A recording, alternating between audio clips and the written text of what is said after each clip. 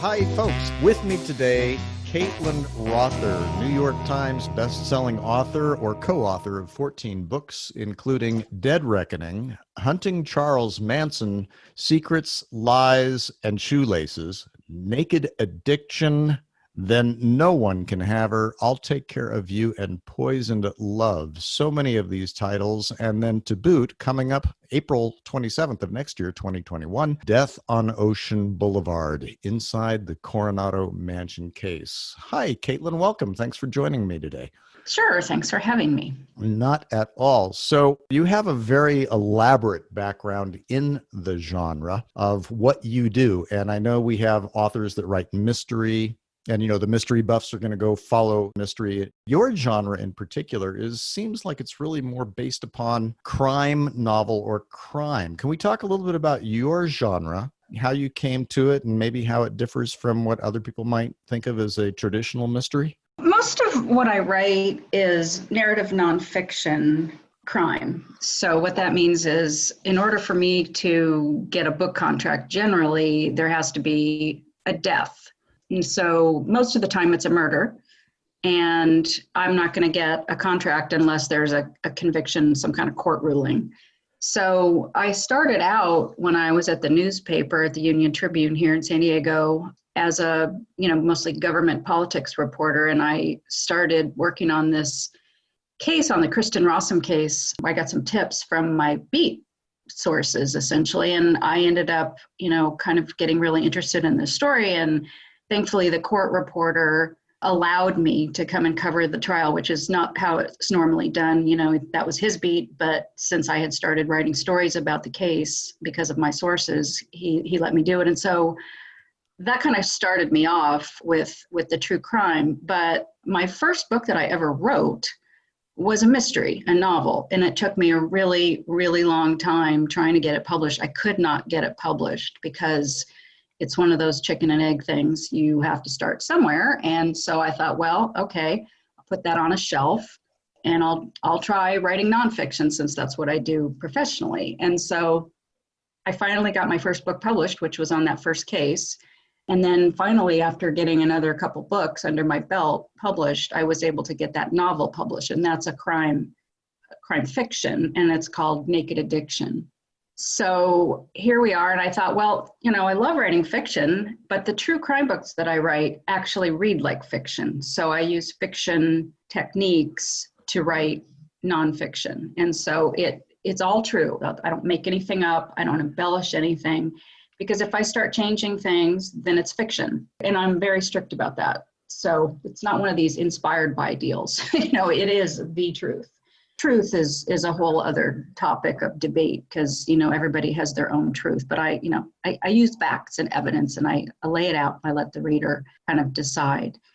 But over time, I really wanted to get back to the fiction writing, but I just wasn't that good at it. So I had to write a bunch more nonfiction to learn about how do detectives talk? How do they really investigate homicides? How do they investigate staged suicides and staged homicides? And so after I've had a few of those books under my belt, that led me to the book that's coming out next year, which is actually a death case, because it has been deemed a suicide by the authorities.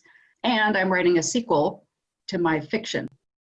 So looking at your work, which is nonfiction based, in other words, as a crime writer, because you've had access to these true crime stories, how does it differentiate for somebody who enjoys maybe a whodunit in the traditional sense of a mystery? Because we do have mystery fans.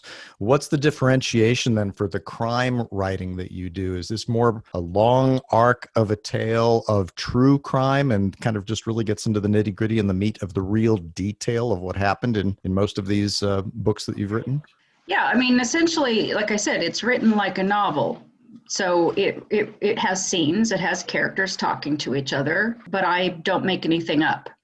And I have to be really strict about it because it has to be completely accurate, and it has to be also fair and balanced. So it reads like a mystery novel, and it has a lot of suspense in it. So even though you think you know how things are going to turn out, I make sure that there are nuggets of new materials and new details that have not been released. Because people say, oh, I saw that on TV. I already know that story. So my job and my challenge is to do really good, deep, comprehensive research so that you'll be getting new information all the way through the book. And you'll be like, oh, I thought I knew what happened, but I didn't know all of this. And now I see everything in a totally new light.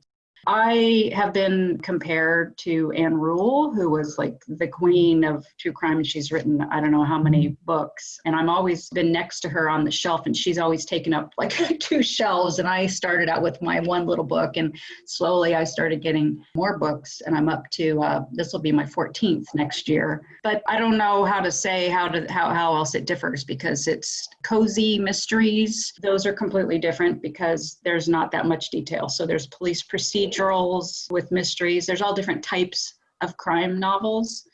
So my novel that I already wrote, Naked Addiction, is not really a police procedural, because when I first wrote a crime novel, I didn't really know what the police procedures really were. So it was more character-based, more plot-based. The one I'm working on now, I have a much better handle on the police procedures. And so now you could probably consider it more of a police procedural. And that's under contract as well, and it'll be coming out hopefully next year sometime. So you, Caitlin, are a Pulitzer Prize nominee, and kind of what brought you to this point is that you have so many years working as an investigative reporter at the daily newspapers, a variety of them around the nation. You were doing that for 20 years before you decided to write books full time. You've been published across the board. At one point, you were with the Los Angeles Times, the San Diego Union Tribune, of course, the Chicago Tribune has carried your work, the Washington Post, Boston Globe, on and on, the Daily Beast.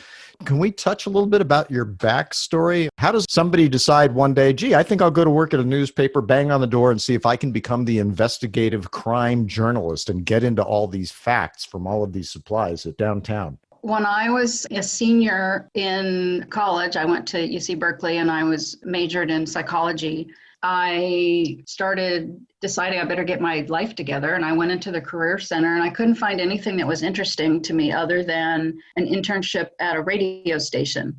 So KGO Radio, talk radio, was this consumer reporter. And so I went and applied and got a job there. I was supposed to be helping gather information and take calls and stuff, but she realized that I actually was smarter than that and had some talent in this. And so I started helping her report stories. So that's actually how I got introduced to that.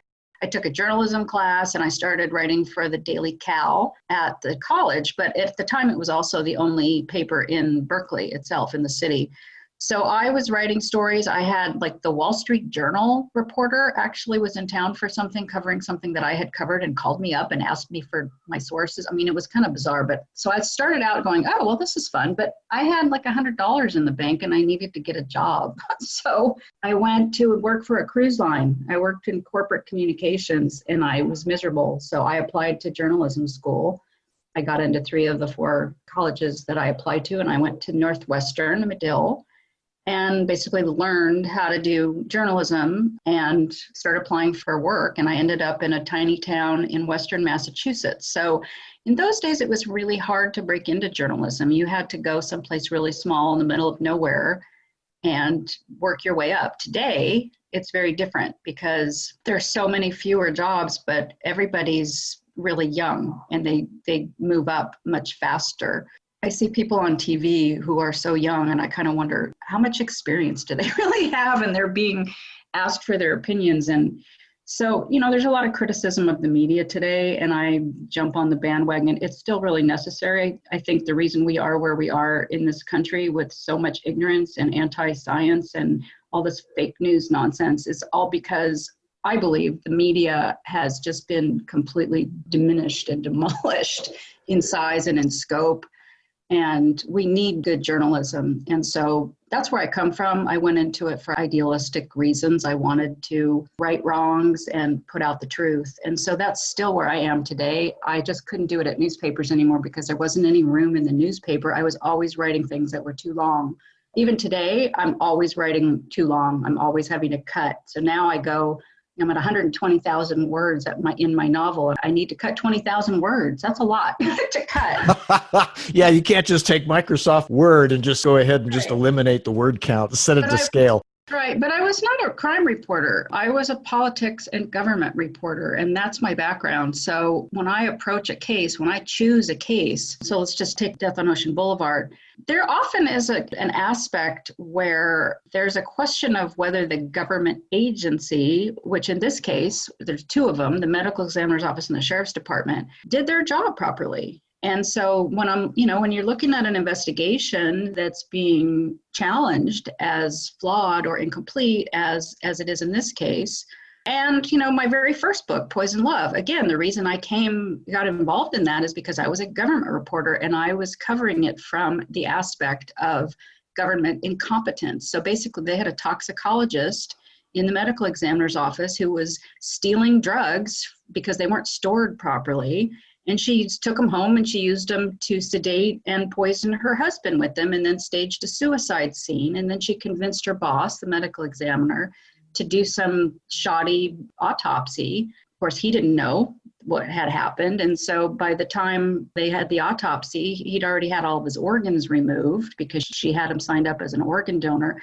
So, from the very beginning, I've always had my background as a government reporter looking for wrongdoing and negligence and incompetence as part of how I approach my cases. And that's been the case in a number of my other books where there have been flawed investigations. And when the police do a good job, I definitely focus on that as well. So I'm not just looking for cases where they did something wrong, but I do find that interesting.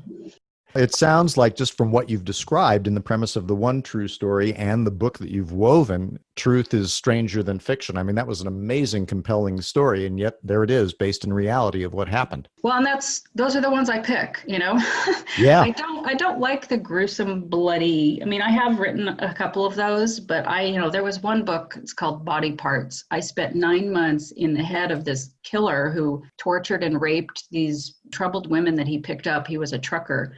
And his first one, he cut her up into pieces, and I'm like, I don't really want to write about stuff like that. There are some true crime authors. You asked how my stuff's different. There are some true crime authors who want to do serial killer books. They want to focus on that kind of stuff. And to me, it's too dark. I don't like torture. I don't like mixing sex and violence. I don't like children being harmed and killed or tortured. I don't want to stomach that. I don't want to write a book I don't want to read. And so after I finished Body Parts, I just said, I don't ever want to go back. It was this dark, dark place. I think it literally went into my body. Had some chronic pain, and it's just not someplace I want my head to be. So I try to focus on cases that a lot of them focus on addiction, mental illness. I want to try to lessen the stigma, but help us understand how people are flawed and how we can protect ourselves from people that are not who they seem to be. And so that's kind of a common thread in the stories I choose. Nice, kind of fodder for societal review. Given the content and context in so many of your titles, and where it does seem to go in terms of righting wrongs or getting into the social analysis or commentary, it's been said by a few people that probably your most controversial work or your most controversial book was Lost Girls. Is there a particular reason that Lost Girls resonates with your readers or with critics as probably being most controversial? Oh, absolutely. In fact, I was about to get to that one. So that one I chose because I live here in San Diego, where it happened, and I lived through the emotional roller coaster that our community was experiencing in the very early stages of that case. So Amber Dubois was a 14-year-old from Escondido who disappeared, and her mother was very actively trying to get her into the media and keep the case alive, get the sheriff's department and Escondido police to search for her, but they initially thought that she was a runaway. They didn't really take it that seriously. There were some issues with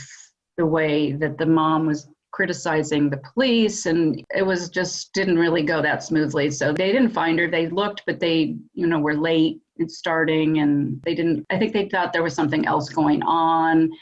Didn't believe the mom necessarily that she was a runaway. So anyway, Amber ended up on the cover of People magazine, and her mom kept going on TV. But her mom has this pretty strong personality that kind of rubbed some of the authorities the wrong way, and they told me that privately. Then, a year later, Chelsea King disappears. She went running. on the trails along Lake Hodges, which is it's between Rancho Bernardo and Escondido. So it's pretty near where Amber disappeared, but it's these pretty suburban, but not an urban area. It's pretty suburban. So there's, it's open, it's green, but there are homes around. Yeah, it's kind of like big open country. It's certainly very rural in many ways, with a beautiful lake in the middle of it. And kind of what I've seen is kind of, for the listeners, kind of picture cabins in the woods around a lake, kind of an area. It's a big trail area too. So there's this network of trails that go around the lake. So she would go running there. And she was a very good girl, good student from Poway. Her parents, I don't know that I would say they were wealthy, but they were, I think they were comfortable. And, she normally was home at a certain time and she didn't come home. So they tracked her by her phone and they went and found her car and found her cell phone was still in the car. And some of her clothes were in the car where she had changed to go running. And so they knew that she was somewhere there. So this time the sheriff's department was right on it. They started looking for her. So the cases were just handled very differently. And then the police were the sheriff's department really, I think, liked the King family better. And so long story short, there was a lot of emotion. Everybody came out to look for Chelsea. It was amazing. It was like so many people got involved in this case and wanted to find her. And it went global, viral. I mean, her face was everywhere. There were missing posters, flyers, even in my gym down in Mission Valley, which is a good 20, 30-minute drive away. And I just watched this whole thing, and I watched how the entire community had this hope to find this promising, talented young girl. And within a few days, they found her panties and tested for DNA. And John Gardner, who was a sex offender who had been in prison, his DNA was also on these panties, and his DNA was in the database. So they immediately arrested him. So that was in just a matter of like 4 days. And then the entire community got angry. So it went from hope and we can't wait to find her, we really hope we find her, to this anger that he must have killed her. But they hadn't found her body yet. So it took a couple more days. They found her body. And so I watched all that. I wrote about it for the Daily Beast, and it was so soon after Body Parts that I didn't really think I wanted to write. And I don't write about, like I said, I don't write about children being killed. So this was a 14-year-old and a 16, 17, I can't remember if she was 16 or 17, but not children, but it was going to be, I'm like, do I really want to do this? But I got involved emotionally myself in this case. So long story short, I really felt like this was an opportunity to figure out what happened so that, mothers and families could protect their teenagers from predators like this. So I thought, okay, what makes a sexual predator? I don't really know anything about it. It's not a subject that people want to talk about. We don't want to think about these people, but they're out there and we have to acknowledge that. And we need to know what happened here. So I dug into this, and Amber's mother had her own book that she was working on, so she didn't want to cooperate. And I thought, okay, that's fine. The dad didn't want to cooperate, but he basically told me that. The grandmother was thinking about it. So I thought, okay, it's hard for parents sometimes to, especially when the victims are, younger like that. And I didn't think anything of it. The King family did not want to talk to me at all. They had a liaison person who I spoke with, but I was never able to present my case on why I thought this book was important to write. I wanted to figure out what went wrong and if there was anything that could be corrected, and that's that part of it. And so I did. I dug deep. It was a very difficult story to write because it never went to trial. And so I had to be really enterprising. And as it turned out, I was able to convince his mother to cooperate with me because he wanted to make something good out of this too. Because he said, something's wrong with me. I want to know what it is. I want you to scan my brain. I want you to figure out what happened and why this happened. And I said to her, look, let's take a tragedy and let's see if we can make something good out of this. Let's see if we can really educate people. And she was a psychiatric nurse and she agreed to that. It was a difficult thing for her. She didn't realize how hard it was going to be to talk about her completely dysfunctional past and her family, but that was his story, was her story as well. So I was able to go into this and bring out, the backstory of how he became who he was and why he did what he did. And he and I agreed. I just thought for the good of everyone, we don't want to know specifically what he did to those girls because no one wants to read that. So we just talked about the why and how did he get like that and what happened to him afterwards and where did the system fail. And what I found was that he not only was a sex offender, but he had substance and alcohol abuse issues, and he had impulse control problems. He tried to commit suicide when he was 9 and 10. And again, recently, during the time that right before Amber had gone missing and afterwards, he kept trying to kill himself, essentially, with this, running into things in the car. So he was deeply troubled. His mother had been raped. His mother had been molested. He was having sex with his aunt. I mean, it was his father was mentally ill. I mean, it was just, he had no chance from the very beginnings. And I wrote it that way. So he's a three-dimensional person. What he did was horrible. I'm not trying to excuse it or rationalize it, but I just wanted people to understand, his girlfriends that he'd had in the past had no idea. His mother had no idea who he really was. And I think because she couldn't see it because of what she'd gone through.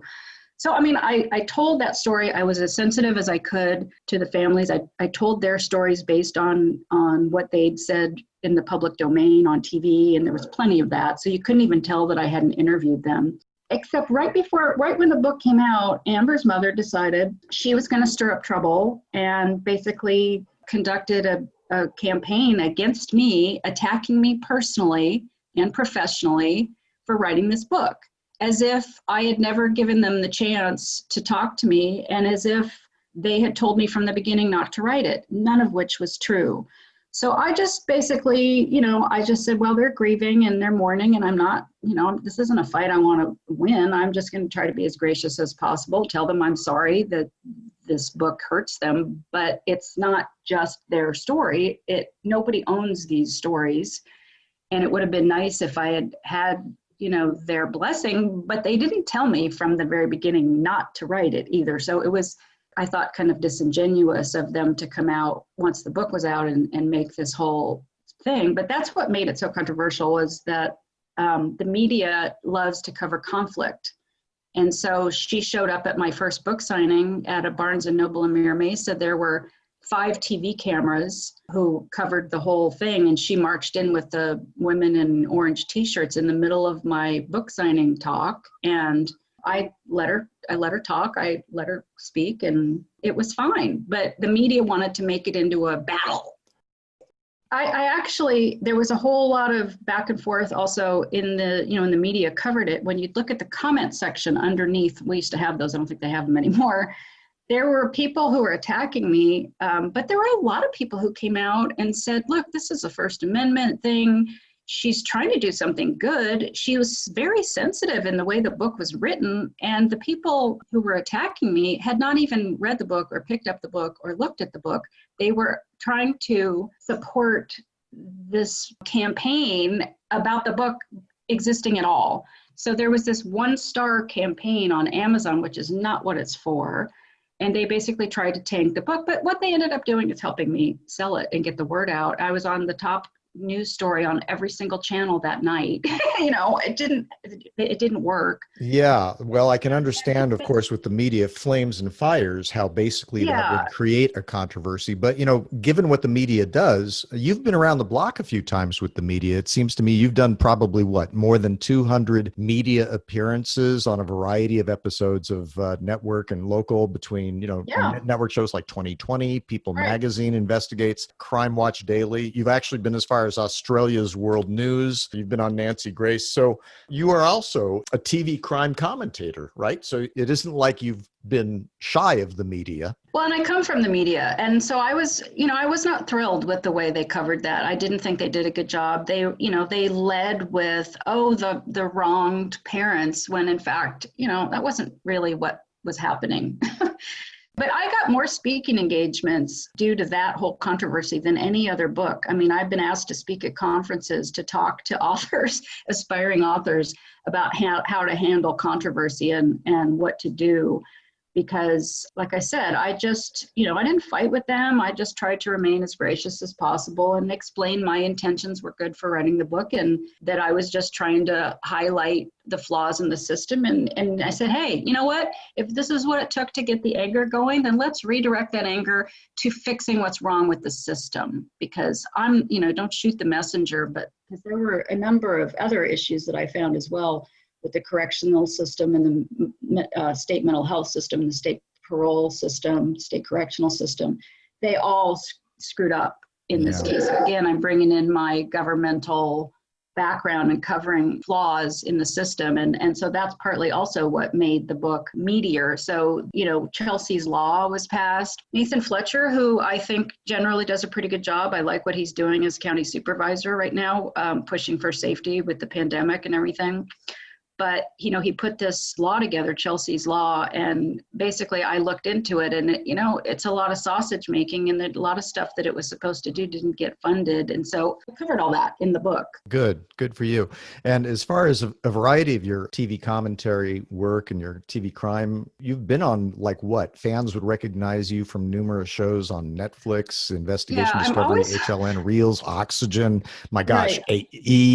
A&E. I mean, you've been all over the place and as a TV crime commentator, but do your stories get picked up as far as where I've even seen in your own, what we call the IMDb, the International, Database of Movie and Television Credits. You've been on screen not only as a commentator, but you've been involved in a variety of films and television series where they actually bring you on as yourself, right? Right. And so I get interviewed a lot. They ask for my opinion, and I don't ever give my opinion. I give interpretation and analysis and background from my research on these cases. They also bring me in sometimes to talk about cases that I didn't cover personally, but I'll do, they'll give me some stuff to read, and then they ask for me to talk about whatever it is that they're doing. I enjoy doing that. It was really scary for me at first because when you're a newspaper writer, you're used to going incognito. You go to a meeting and you can sit in the back of the room and hopefully people don't know who you are. So that's over. Yeah, but what about when these production companies ask you to come on as yourself? Has any of the television or film companies come to you and said, gee, we love your work or we love your books. We'd like to just pick up the actual title and develop that as a film in its own right? Or is any of that in the works? I'm working on it. As we speak, I'm working on it. I've got some people who are interested in optioning a couple of my books.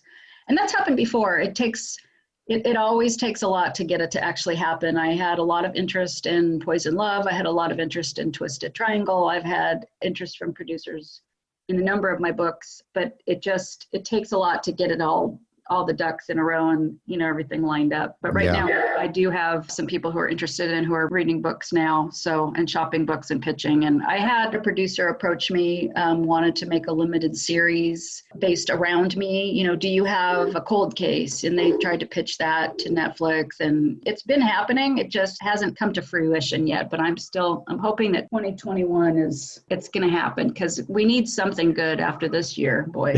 Yeah, I think everybody's hoping for a much better 2021 than anything that we've seen this past year for sure. So coming up the end of April of 2021, Death on Ocean Boulevard, Inside the Coronado Mansion Case on the new book coming out. Is there anything insightful without giving any spoilers? Let's put it this way. I had the whole book written. I had a couple weeks until my deadline. And then suddenly Jonah Shacknai, who is the wealthy boyfriend who owned the Spreckles Mansion where Rebecca Zahau was found hanging naked, bound, and gagged, he decided he would talk to me for the book. So we ended up doing 8 interviews, lengthy interviews, and I had to rewrite a lot of the book because he hasn't talked to anybody before. So he gave a very short, limited, conditional interview to 2020, but they didn't use that much. He hasn't talked to anyone else. And I think his view of her is important. I also interviewed an ex-boyfriend of hers, Michael Berger, who was living with her briefly when he thought she was abducted because she disappeared, and that was the story she told him. So I interviewed him at length as well. So there's a lot in this book that has not come out before. There's a lot of details. I have the sheriff's investigative file, and only pieces of that have come out at trial. So there's a lot in this book that people won't know, that they will be learning for the first time. I'm really excited about it, and it's available for pre-order right now on Amazon if you want to get a discount. That's good to know. I'm sure listeners and readers will run to Amazon and go get that pre-order in play as we speak. Caitlin, if people want to come get to know your work, I'm assuming they can certainly visit you at your website, which is www.caitlinrother.com. And as far as all of the books that are currently available, where would you best direct people to? Is it Amazon and your other typical bookstores, whether it be online or brick and mortar? If you want a signed copy, you can reach me through my website. I also like to recommend bookshop.org as opposed to Amazon, because that's a system where indie bookstores, they need help. And my last resort would be Amazon, just because they've taken over everything and they discount books and they're not as good for authors. It's easier, it's cheaper sometimes, but I really like to support the independent books. Act local. Yes. Absolutely. Well, that's wonderful. Well, Caitlin, thank you so much for your time today. And I know crime buffs will certainly be following you very deeply down the trail. Thanks so much for your time today. Thank you.